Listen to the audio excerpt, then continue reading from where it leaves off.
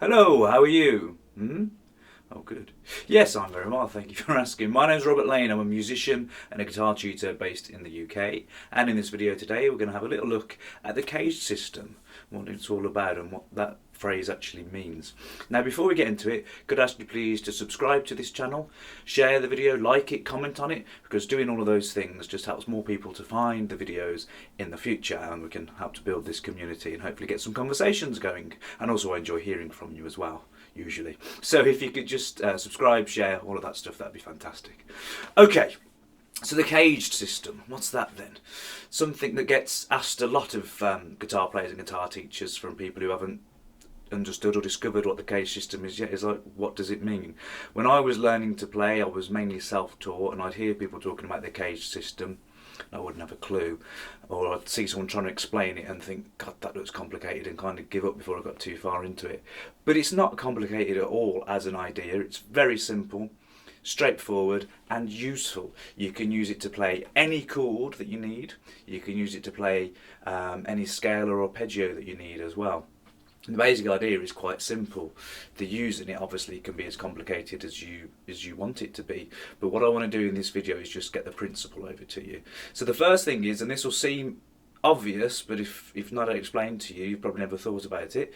The word caged, those 5 letters, C-A-G-E-D, are referring to chord shapes. And as you go along the guitar neck, the chord shapes go in that order, C-A-G-E-D. Let me show you what I mean. This is an open position, C chord. I'm hoping that if you're at the point of wanting to learn about CAGED, you'll know how to play one of those. If not, perhaps you'll need to go away first and learn some open position chords. This one is C. And it's C because that note there is the root note. That's fret 3 on the A string. That's an open position C chord. Now you may know that you can also play a C like this. That's how I play it. That's an A shape chord at bar 3. You might play it like that. So that's an A shaped bar chord. This bit is making an A and I've got a bar there. It's like playing an A chord but moving it along to there. A shaped bar chord. Now that's a C shape. That's an A shape. So that's the first 2 letters of CAGED. C shape. Oops. A shape, okay? Both C chords, both using that same root note, fret 3 on the A string, for that one, and for that one. Now if you think about the word CAGED, the next letter after A is G. Now, you can play a G bar chord.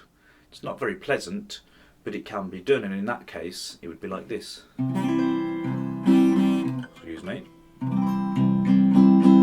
So I'm hearing here a C chord using a G shape bar chord. It's as if I've got a capo on there at fret 5 and I'm playing a G, open G, but without a capo I've got to use my fingers to do it. So I'm using these 3 fingers to play what I'm thinking of as a G shape, okay? I'll show you an easier way of playing that, a bit of a cheats way in a second, but first let's get the principle.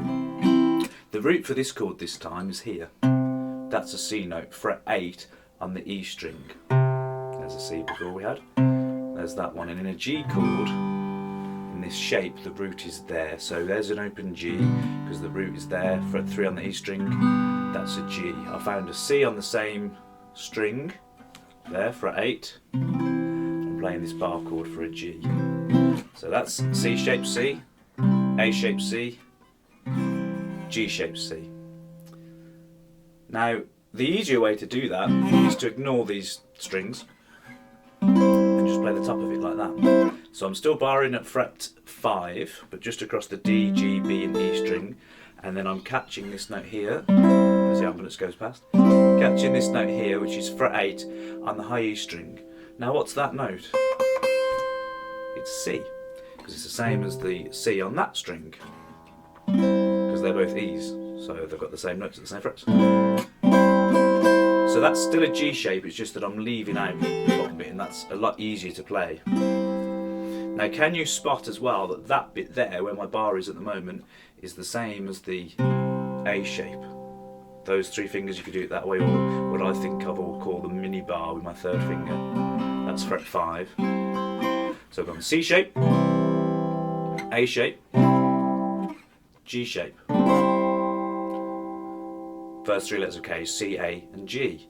Next letter is E, and for this I want an E-shaped bar chord. Again, I'm assuming you might know an E-shaped bar chord already. So it's like playing an E there with a bar at fret 8, because that note again on 8 of the E string is the note C. So that's an E-shaped bar chord using the same root note as the G shape did. So I've got C shape, A shape,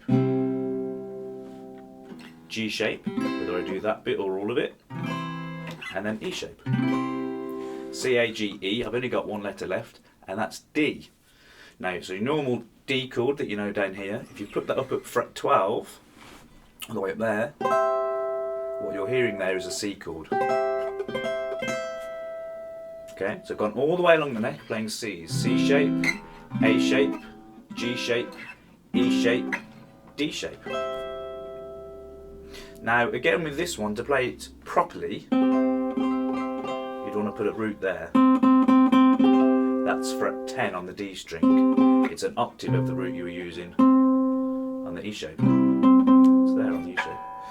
Most of the time though, when I'm playing this chord, I don't do that, I just use my D shape, which means my root isn't on the bottom. It doesn't matter, my root's there.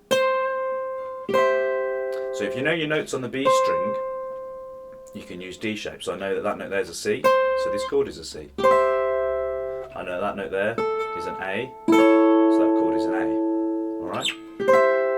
For the purposes of talking about CAGED though, I'm not going to worry about that too much at the moment. So C shape, A shape, G shape, E shape, D shape. We've gone all the way along the neck playing C chords. What happens then? Starts again. Because remember, fret 12 is an octave of the open strings. So if I now play, it's not very pleasant and not easy on this guitar, that's C shape, which again I can do as a bar chord. I've got a C chord up there, and then it carries on. So I've gone all the way along the neck playing C chords using CAGED. That's the principle. Now there might be some chords that you need to learn there. I'm guessing you know an open position C. You probably know an A shaped bar chord, you might do it like that. That one might be a new one, the G shape, whether you do it that way or that way. You probably know an E shape, and you know what a D shape is, but you may not have used it in that context before. So that's for C's. What about if you want to play a different chord, or think about D? We know that we've got a D there, so we're straight away in with a D shape. The next shape is a C.